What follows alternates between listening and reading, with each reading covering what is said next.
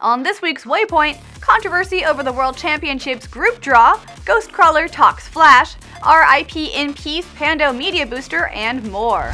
What's up guys, and welcome to Waypoint, your weekly League of Legends recap for August 20th, 2014. I'm your host, Lindsay Geektron. Last week we went over everything we need to know about the World Championships.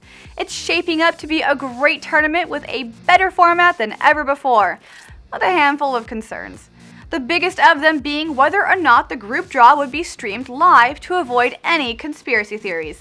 To be clear, we don't think Riot would do anything sketchy, but transparency is always a good thing, and we don't want accusations of fixing marring the tournament. Unfortunately, Riot have confirmed that they will not be doing a live draw. Why? Well, it's pretty complicated, but their reasons are understandable. The 16th team to qualify for Worlds will be a Chinese team on September 7th. To avoid giving teams a very tough moral choice between winning to go into a harder group or losing to go into a weaker group, they couldn't have a live draw until after the 7th. A live draw done after September 7th would give the 16 qualifying teams just over a week to arrange visas and travel arrangements.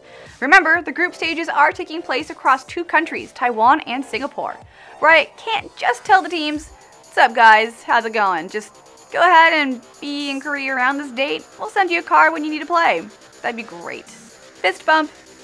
Again, it makes total sense. Traveling is a pain in the butt.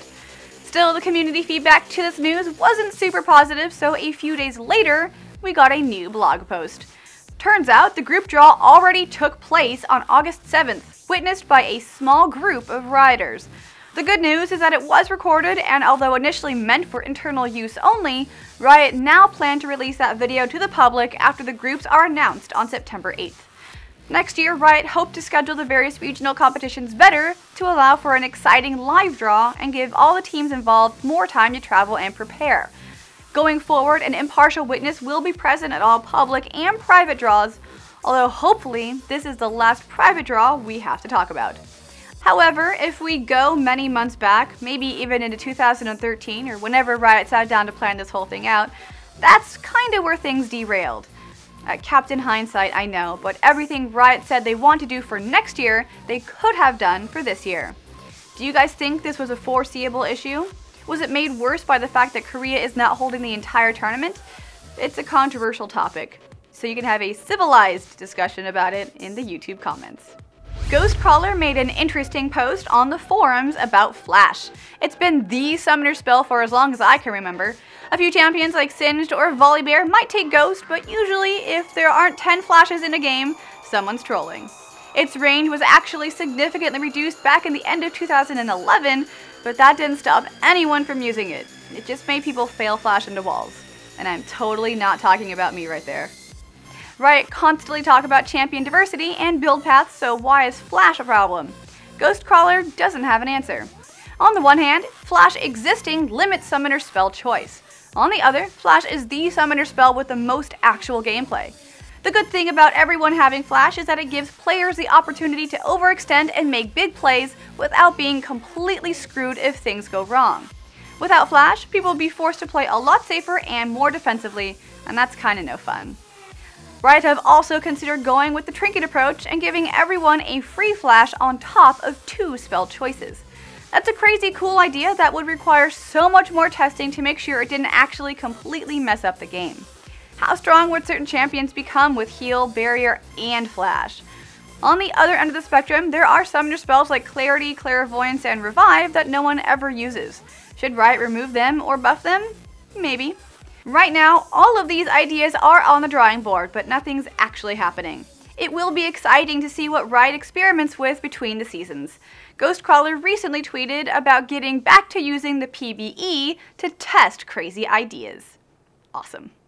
Viktor is one of those champions that's never really taken off for whatever reason. So unsurprisingly, he's on the table for a rework, and Riot Soul Crushed has given us some preliminary details.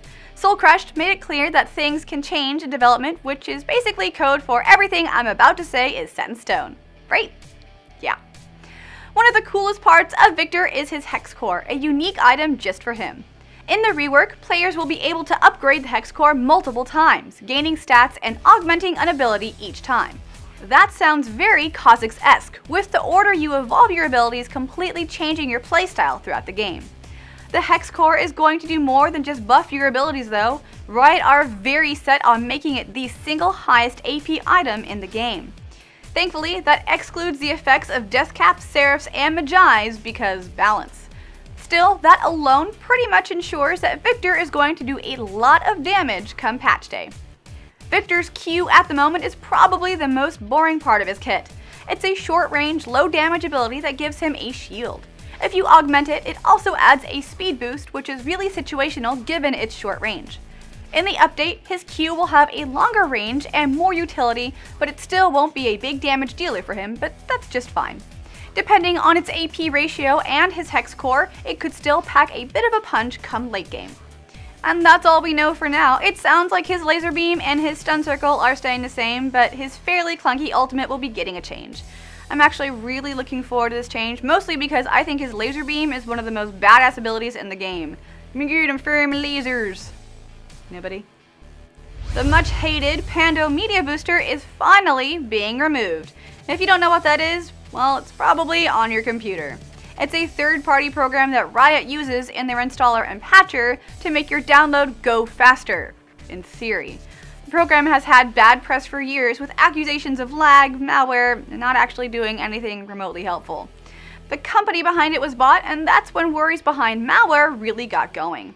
Riot's version didn't include the auto updater, so that wasn't really an issue for most League players, but still, not a good program. Riot planned to get rid of it in a few patches, likely with the client update, but you can remove it manually right now, no problem. It's the 21st century, and for a lot of us, that means staring at a harsh, bright computer screen all day. When I finally crawl into bed, the last thing I want to do is strain my eyes reading a book. That's why I use Audible.com. With over 100,000 audiobooks to choose from, great prices, and incredible discounts for members, there's nowhere better to get your audiobook fix.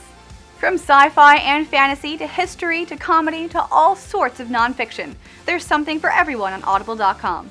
Even if you've never been a big reader, audiobooks could open up a whole new world just for you. Familiar franchises like Star Wars and Star Trek or World of Warcraft and Warhammer are a great place to start. Not too confident? No worries. If you choose a book that isn't right for you, simply return it and try again. If you're interested, head on over to audible.com/gamebreaker and start your free 30-day trial today. And as a thank you for signing up, you'll receive a free audiobook that's yours to keep. It's also an amazing way to support us and help us to continue to make shows like this, so thank you so much.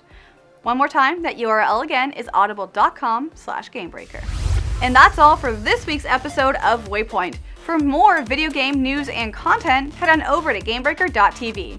Be sure to check back every week for the latest League of Legends news. If you've enjoyed this video, please like and comment below to help us reach more people. And if you want more League of Legends content recaps and updates, please be sure to subscribe to our YouTube channel, LolNationTV.